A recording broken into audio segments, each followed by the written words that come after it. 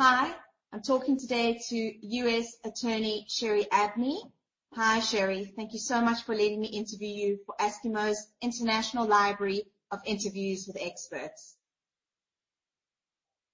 Hello, Joanne. I'm very happy to be here. Wonderful. Sherrie, today we're going to talk a little bit about collaborative law and some frequently asked questions that people may have. So let's begin with, what is collaborative law? Collaborative law is a dispute resolution procedure committed to assisting the parties to settle a dispute civilly, quickly, and economically. Those who choose to enter into the collaborative process sign a contract called a participation agreement, which outlines how the parties will move forward toward settlement.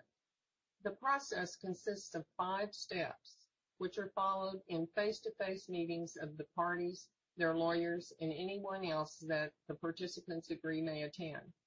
Each meeting progresses according to a written agenda that the parties receive in advance of the meeting, so there are no surprises with the topics that are going to be discussed. And if anyone brings up a topic that's not on the agenda and people are not prepared to talk about it, it's delayed until the next meeting.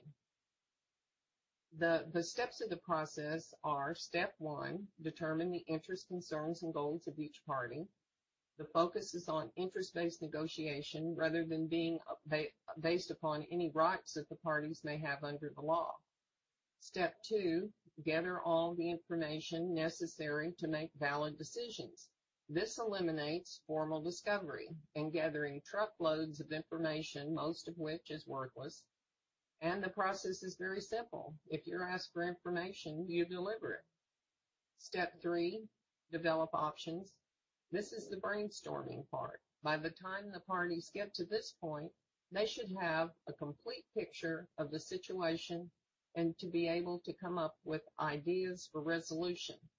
Step 4, you evaluate the options and eliminate any that are impractical, impossible, or unnecessarily burdensome for one of the parties.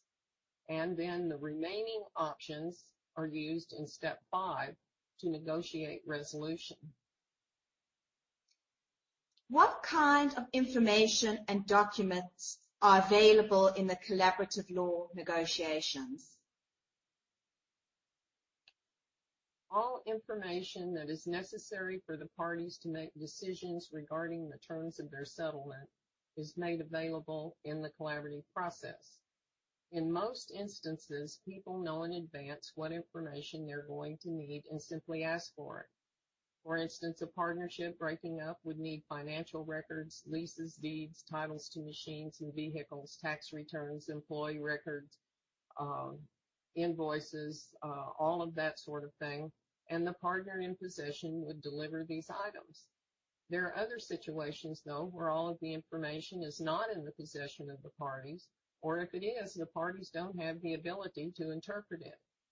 For example, the foundation on a recently constructed building shifts, and there's large cracks in the wall. Everyone wants to know what happened. The owner suspects that the foundation was not laid properly. The builder thinks that perhaps this new landscaping that was put in contributed to the problem because it's not draining well. There's also a large tree near the building, which could be pulling moisture and causing the foundation to move. So this kind of situation would require not only house plans, the inspection reports made when the building was under construction, and information regarding the materials that the contractor furnished, but it would require information from an outside source, probably an engineer, and that would fill in those blanks where the speculation was not able to be answered by any of the parties.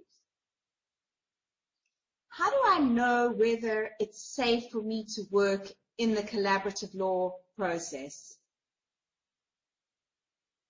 You don't. On the other hand, how safe are you in litigation? I believe that the collaborative process is much safer than litigation because any party can walk away at any time and the process will simply end. If you file a court case against another party and that party files a counterclaim against you, you're stuck. You have absolutely no control over the cost associated with litigation. The other party can force you into depositions and expensive discovery battles. They can hire an expert to testify on their behalf, which means you better get an expert too. In the collaborative process, you are in control of discovery, as well as scheduling the times and locations of meetings. In litigation, you're at the mercy of the court's docket.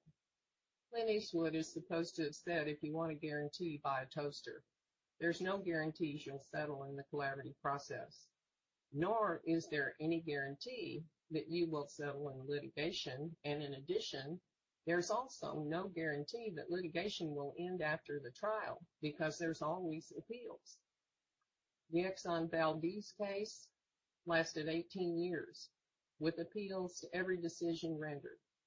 Finally, the plaintiffs gave up and non-suited the case, and money that should have gone to mitigate losses suffered by the people, businesses, the wildlife, all went to the lawyers.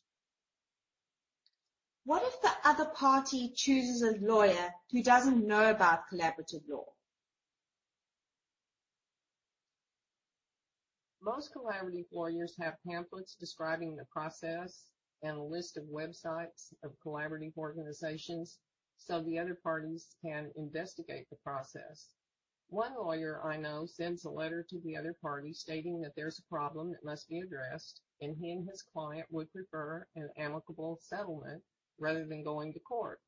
He continues by inviting the other lawyer to participate in the collaborative process and furnishes him with names of organizations that have additional information available.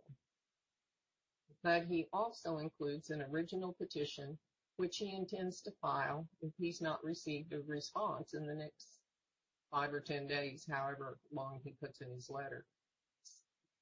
Some lawyers reply favorably. Some don't reply at all. Collaborative law is new, and many lawyers have absolutely no idea what it is about. However, it's becoming a lot more popular every day, so it's fairly easy to find information explaining the process from a number of reliable sources. One source is the Global Collaborative Law Council that can be found on the internet at www.collaborativelaw.us.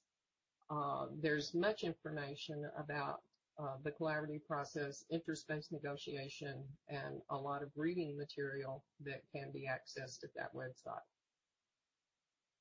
Sherrie, why is it so important to sign on formally to the collaborative law agreement? The participation agreement acts as a roadmap to guide the participants through the process. As such, it contains agreements regarding confidentiality, voluntary exchange of information, and expectations regarding the behavior of the participants. When you attempt to work collaboratively without a written agreement, the other side may string you along hoping to take advantage of you. There have been times in my career when I have trusted the word of the other party, only to have them do what they said they would not. And when I approached them on it, they would say, "Did you get it from me in writing?" In other words, are you foolish enough to take my word for it? Sometimes people honestly don't remember verbal agreements that were made and never put into writing. So there's a lot of good reasons to have a written agreement. I like having the written agreement with the withdrawal provision. This is an official collaborative law agreement, and it is a contract. And this discourages adversarial behavior by everyone in the process. If my client gets angry over something that someone says and she wants to go to court, I tell her I have to say goodbye. And that quite often gets her past her moment of crisis. There was a survey done amongst family law cases, I believe it was in California, and they said something like 40% of the people would have given up the process at some point if the withdrawal provision hadn't been in the participation agreement. But because of that, they went back and managed to work through their problem, and ultimately they were very glad that it was there. If the other lawyers or lawyer's client is not producing information, I can go to them with a written agreement. that states they promised they would provide me the necessary information. If they refuse, the participation will allow me to terminate the process. For that or any reason, I don't have to state a reason. I can just stop it if I think things aren't going the way that they should, or my client thinks that. My preference is to have a true collaborative case with a written participation agreement containing the withdrawal provision. However, I have worked collaboratively with lawyers without an agreement. The majority of these cases have settled, and I think the reason they have is I've applied collaborative skills. I try to be as transparent as possible. If I say I will do something, I do it. I don't bluff. I don't play games. Many litigation lawyers appreciate this approach. Some are quite astonished by it, actually, and some scoff at it. But I have a sincere commitment to the collaborative process. However, over and above that, my primary commitment is to my client, and I will use any honest means possible to settle disputes quickly and economically and keep my client away from the courthouse. Sherrie, for what disputes other than divorce is collaborative law an effective form of settlement process? The key to the collaborative process is interest-based negotiation. I believe that when interest and concerns of the parties are addressed, you have a much greater chance of resolving a dispute in a way that will be more satisfying to the parties, and you will have a much greater chance of permanently ending the dispute. When a person is ordered to do something, there's often resentment and an unwillingness to do whatever was commanded. When people have opportunity to understand each other's positions, they're often willing to ask for less or pay more. When they become part of creating the solution, they are more apt to carry out their responsibilities. The type of dispute, I don't think, is important. It is the lawyers and the parties that make the difference in success or failure. Collaborative law is already being used in probate, partnership dissolution, sexual harassment and retaliation, and construction. I believe the process will eventually be used with intellectual property, personal injury, labor and employment, debt collection, sports and entertainment, elder law, environmental, and it is absolutely perfect for international disputes. The steps in the process may also be used to negotiate contracts so that the contracts are such that you don't have a dispute to work out later on. The key is finding parties who will go forward honestly and in good faith, and lawyers who can leave their legal strategies and adversarial tactics at the door and concentrate on the interests, goals, and concerns of the parties. Thank you, Sherrie. Thank you so much for talking to me today. You're very welcome, Joanne.